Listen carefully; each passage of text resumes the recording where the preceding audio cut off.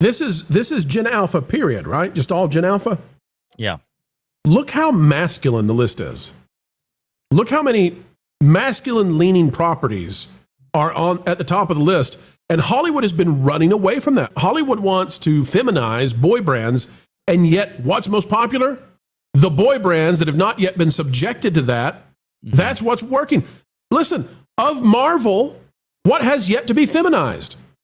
The Avengers, Spider-Man, and they're on the list. What's not there? The stuff you tried to feminize. What's definitely not there? There's no Star Wars on the list. It's gone. You removed it. No. And I mean, that's something, because we've got that story coming up. That's why I got to this one first, is that, yes, that was one of the first things I noticed, is that there's 20 properties on here. Star Wars is not in them. And I would bet you that if they extended this to the top 50, Star Wars still may not be on this list. Right. And that's a real problem. This thing's divided out too into like subdivisions of franchises, right? So it's got these things like Avengers. Well, that's Marvel, but it's not just Marvel. It's specifically Avengers. There's nothing Star Wars. There's not Star Wars as a whole. There's not sequel trilogy Star Wars. There's not OT. Okay, and here's the other thing too. Disney thinks that the way that they're going to save Marvel is they're going to reboot into the X-Men. X-Men's not on the list. No. X-Men as a property, they allowed it to languish so long trying to set this thing up that this new generation, they don't know what X-Men is and they don't care. That's a problem. Not to mention the fact that, look, as great as they were, Deadpool and Wolverine was a rated R film. Gen Alpha is not going to go to that. And most parents are not taking them to Deadpool and Wolverine. The best Wolverine movie ever was Logan. Hard R, right. For the drug use and the all the language and everything else. Again, nothing that parents were taking their kids to. So when you talk about the youngest generations, their exposure to X-Men is arguably minimal.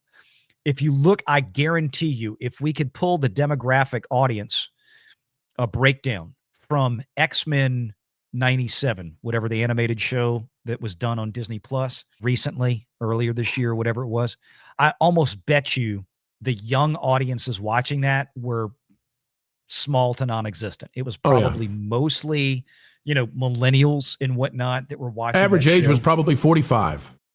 Oh, I don't even know I don't think it was 45. I mean, you talk about Gen Xers. No, I'm telling you, probably the average age watching that might have been 25 to 35. I was probably that, like the Disney adults, the Disney millennials, stuff like that. I don't think it was. I mean, could have been. I'm not saying there was no. Well, you got to think when that was. So if you were a kid and watched that, right, you might have been born anywhere from the let's say 1978 to 1992-ish. That's going to be your demo that remembered that show and wanted to see it continued. Yeah. But I mean, look, this is the point here. When you go through this, theaters and studios have focused a lot on how to make the theatrical experience more like the comforts of home. But what if the answer is to make it distinctly not like home? Some 54% of kids expressed an interest in a 3D or virtual reality experience at theaters. Almost as many said they'd be drawn in by screenings that feature special effects like wind or moving seats. We just saw this at the Sphere in Vegas for the Wizard of Oz thing, which looked like they did an amazing job with that, kind of specially having to retool that movie for that type of screen. You can't just take a movie as it is and put it on something like that. It's got to be tooled up for it. These preferences point to a hunger for sensory engagement, moviegoing as an immersive experience, not just an act of content consumption.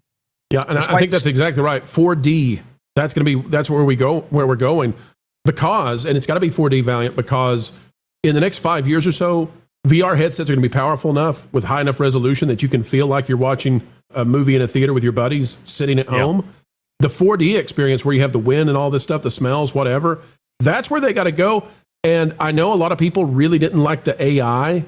Yeah. A lot of people push back against using AI to modify the Wizard of Oz. Mm-hmm. But I'm telling you, normies loved it. Loved it. Well, I didn't mind so much because it's not like, hey, we're gonna retool the whole Wizard of Oz for remaking it, and I don't like what they're doing with this. We're gonna remake the Wizard of Oz for modern audiences crap. Joked about that on Wednesday, but for this, You know, it's like, okay, it's a special thing on a very unique screen in Vegas, which is, it's kind of like its own thing. And they said, hey, let's retool this. We'll use AI to enhance some of the scenes so that we can do, because again, when you look at the Sphere, you have this interaction. So they AI the scene with the poppy field, and they created this. It was obviously CGI'd, but they blended it into the movie well enough to where people they were could have tripping. this. People were tripping their brains out on that poppy field scene, man. The stuff they put in those wind turbines. Yeah, they put the Holy wind. cow! They had the snow coming in. They had the snow falling into the audience with it. It was really cool looking. It's something unique. Okay, I didn't mind that so much. I thought about going over and doing it. I thought about going to the Sphere and experiencing it. I saw the ticket prices and said, nah, I don't know about that. But I think it was like $150 to go. But you know, you got to pick and choose. But listen, I thought it was very interesting, and I don't see any reason that theaters can't put in some fans and they can't put in the dispensers. Price is going to go up or whatever.